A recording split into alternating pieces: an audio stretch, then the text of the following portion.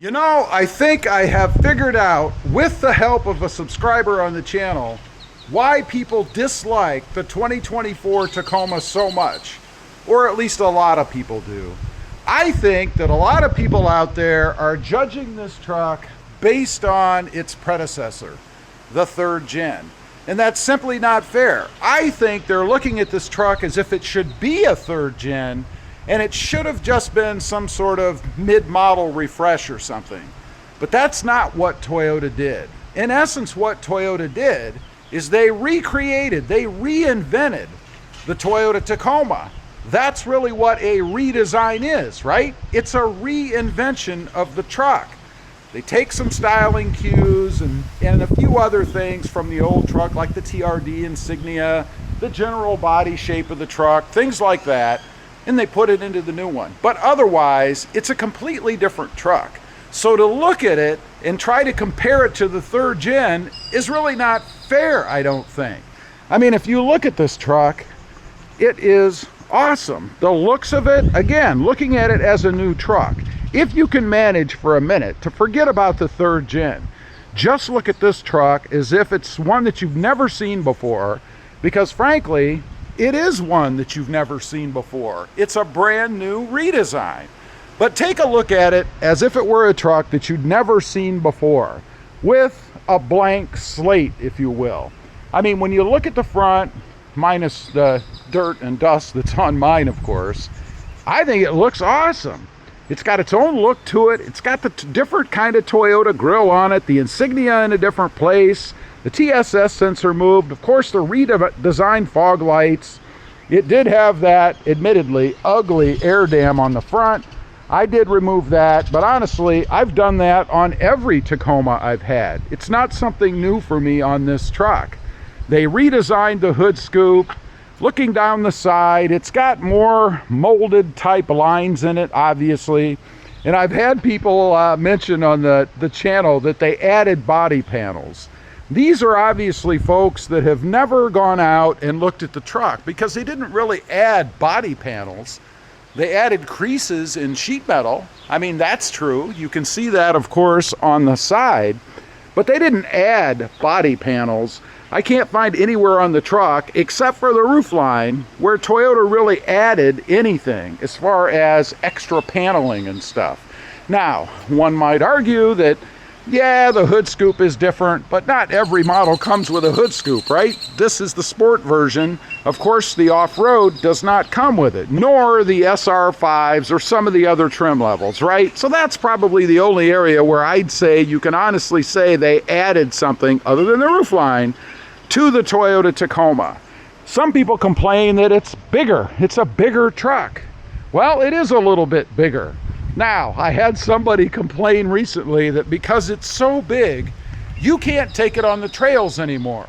And I'm thinking, what are you talking about? It is marginally bigger. This same person even told me that they can't fit it in their garage, but in the same vein told me they can fit their 3-inch lifted third gen in the garage. So you're telling me that a 3-inch lifted third gen is somehow shorter than a stock 2024 Tacoma? There's no way. It's another instance of someone who does not know what they're talking about or has ulterior motives. In other words, to kind of spread rumors that simply aren't true. Now, looking at the truck on down the side, I mean, yeah, we've got a different design or different sheet metal stamping, if you will, in the back fender area, and maybe marginally larger fender flares than we had before, and I mean marginally. It's certainly nothing insane. On the rear, we've got the same general kind of bumper caps. Of course, it's a little bit different in the tailgate. It's a little bit taller, certainly not tall enough that it won't fit in your garage.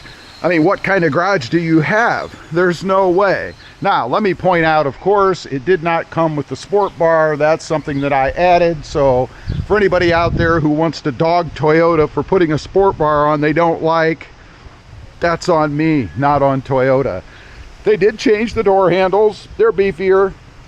Does that make the truck so wide that now you can't go down off-road trails? If it does, I would question your choice in what kind of an off-road trail you're going down. I mean, this thing isn't a tank. It doesn't have saw blades on the side to cut the trees out of the way. I mean, come on.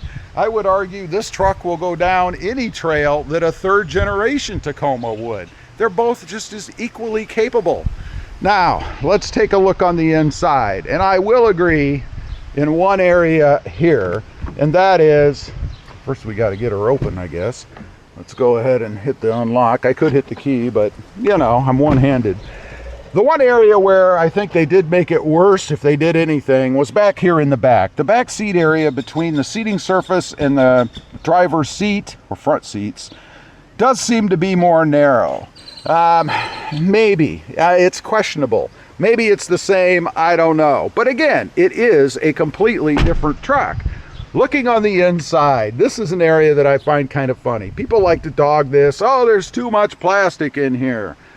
What truck doesn't have a lot of plastic on the inside, you know? For me, it's whether or not the plastic is quality. Somebody mentioned that it was too thin. I haven't found that to be true at all. What I look for on the inside, which is a problem I found on a Toyota Tundra, is whether or not heat affects some of these panels. Like right here over the speaker cover, that little cover in the front, the one on the other side. In the Tundra that I had a while back, because of the extreme heat, and yeah, I'm really starting to sweat out here, they warped. When they got really hot, they kind of tried to curl up a little bit. It was a problem on the Tundra. This Tacoma is sitting out here in the same heat. It's like over 100 and some degrees, feels like. It's probably 100 degrees real temperature. But you can see there's nothing bowing up or anything crazy on any of the surfaces, other than dirt and dust, of course. The rest of it, I think it looks pretty darn good. I don't really have any issues with the surfaces that they put in here. The seats are fantastic. They fixed the seating position, as I mentioned in another video recently, and everything else inside the truck is just awesome. So again, I think probably the biggest problem with the new Tacoma is people are trying to compare it to the third gen like it's some refresh on the third gen. It's not. It's a completely brand new truck, and you really need to look at it in that vein, right? Do you like the truck for what Toyota created or not? And if you don't, it's a very simple choice. Don't buy it. Get something else. There are other options out there. Honestly, I don't believe that any of the other options are better. They're just simply different.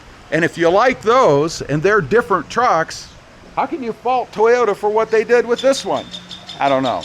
Anyway, leave a comment. Let me know if you agree. Are people looking at this as if it were some sort of refreshed third generation? Or are they looking at it honestly as a redesigned Toyota Tacoma? Thanks for watching. Stay safe out there. Bye.